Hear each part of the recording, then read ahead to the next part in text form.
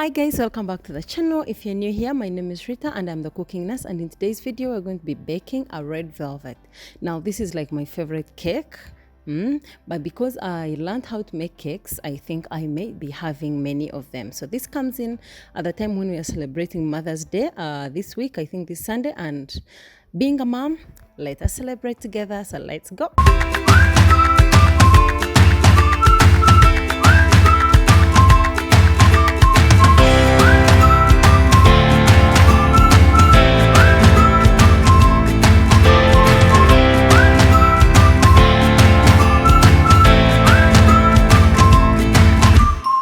So right now I'm going to start off by measuring all the things that I'm going to be using and preparing everything that I'll be using, and I hope you pay attention so that you don't miss out on anything.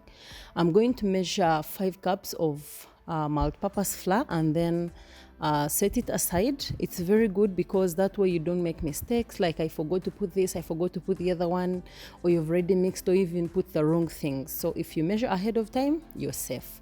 Measure them.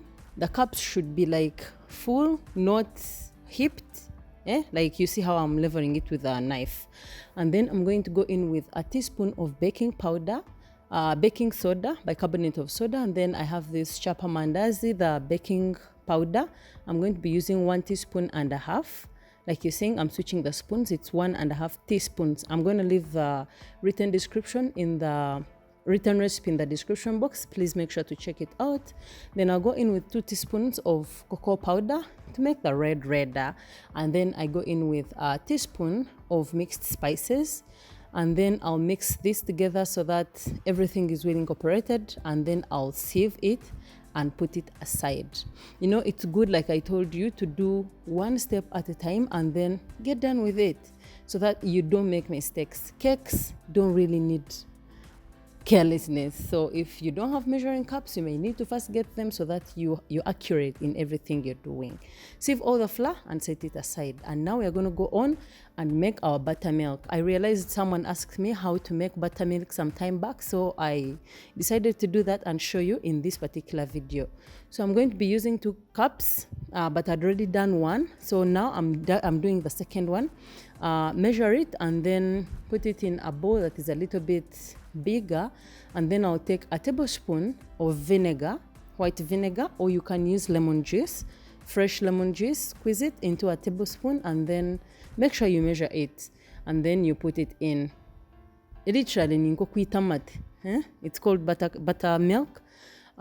You can buy it in the supermarket already made, but if you can't afford that one or you don't have that one, this is the easier way of making buttermilk. Just like you see this one, it had already set, and this is how it looks. It makes a big difference. Yeah, makes a bigger difference. So we are going to go on and start our baking process, and I'm going to break 4 eggs. I'm going to be using 4 eggs. Like I said, please make sure to check out the written recipe in the description box so that you have the right measurements in case I mispronounce something. So 4 eggs into our bowl and 2.5 cups of sugar. The recipe says 2.5 to 3, but I'm using 2.5, and you can even use 2 really. 2 cups of sugar is a lot of sugar.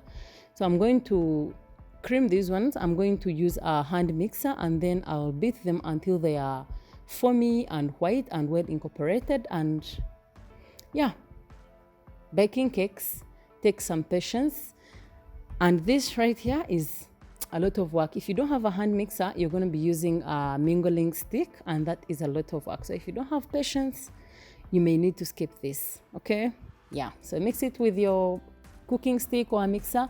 You sit down and calm down, maybe put on a podcast, or maybe listen to radio and do the mixing properly. So as that is going, Sharon is helping me. I'm going to go on and measure our oil. This is an oil cake, so I'll be using this vegetable cooking oil, and I'm using 2.5 cups. Put it in a bowl and then add there my food color, the red, bright red food color. You can use the food gel if you don't have this powder one, but this one is like 1,000, so it's readily available almost in supermarkets everywhere. And then I'll put this into the cooking oil. I'm putting in 2 teaspoons. It depends on how red the food color you have is. Sometimes the food color is like not so conch. It's not like well pigmented, so I may use a little bit more or less depending on what food color you're using. So I'll go in with my flavor. I'm using the vanilla flavor, 1.5 teaspoons, and then I'll mix this together, and then I'll transfer it back to the mixture of the eggs and sugar. I'm sure right now it's already white and foamy, like you can see. So I'm gonna pour in gently while mixing until everything is well incorporated.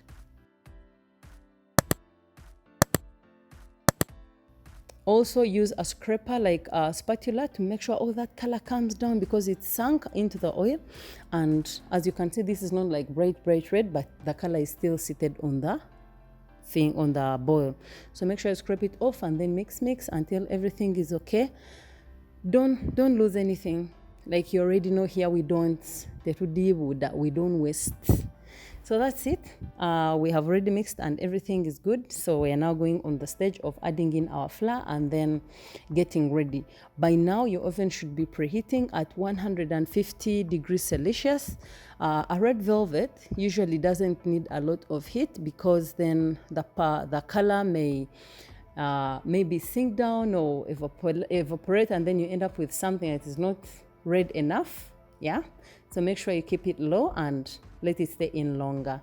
So I'm going to be alternating my flour with my buttermilk.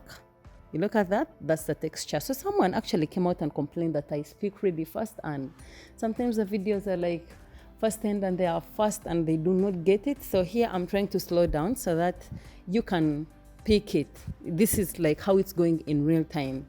Mix well, add in flour, mix well, add in flour, until you're done with everything you're supposed to be using. This particular recipe, I said again, check the description box for the right measurements and the right recipe in case I mispronounced or missaid something.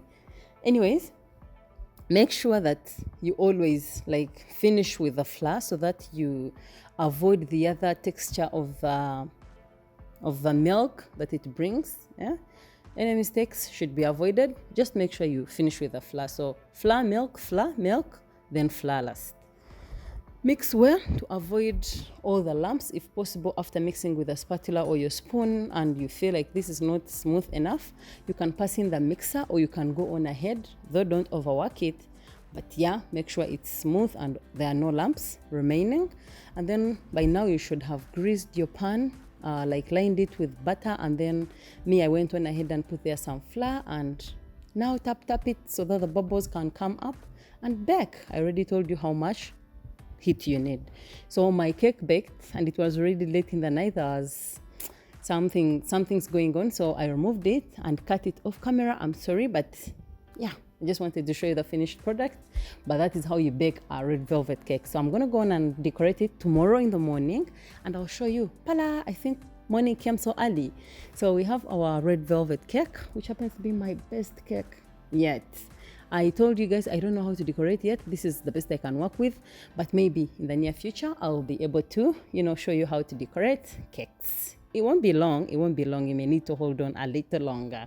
So that's the red velvet cake. I hope this video was helpful, and if you have any questions, please in the comment section. I'll be live there. I'll be there. Please make sure to ask. I'll answer, and I'll see you soon in my next video. Bye.